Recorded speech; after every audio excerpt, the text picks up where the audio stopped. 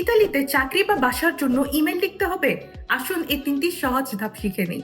প্রথম, সম্মান দিন, জেন্টিলে সিনিয়রে অথবা সিনিয়রা। কোনো কোম্পানিকে লিখতে গেলে স্পেত্তাবেলে, আজিয়েন্দা বা কোম্পানির নাম দিবেন। দ্বিতীয়, নিজের পরিচয় দিন এবং স্পষ্টভাবে বলুন আপনার উদ্দেশ্য।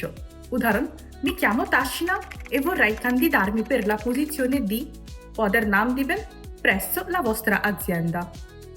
তৃতীয়, সুন্দরভাবে শেষ করুন এভাবে বলে, in attesa di un vostro riscontro vi porgo i miei cordiali saluti, আপনার নাম। এমন দরকারি ইতালিয়ান নিয়ম আরো ভালোভাবে শিখতে চান? ইতালিতে ভালোভাবে বসবাস করতে চাইলে একটুখানি ইতালিয়ান ভাষা জানা যথেষ্ট নয়। আপনাকে B1 লেভেলের ইতালিয়ান ভাষা জানতে হবে, যাতে আপনি আপনার যোগ্য চাকরি নিতে পারেন, বাসা ভাড়া নিতে পারেন এবং সকল নাগরিক সুবিধাগুলো ব্যবহার করতে পারেন।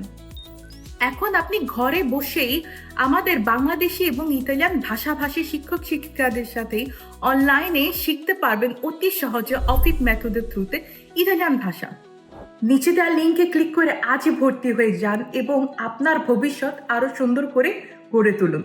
দেখা হবে ক্লাসের উপরে। টাটা।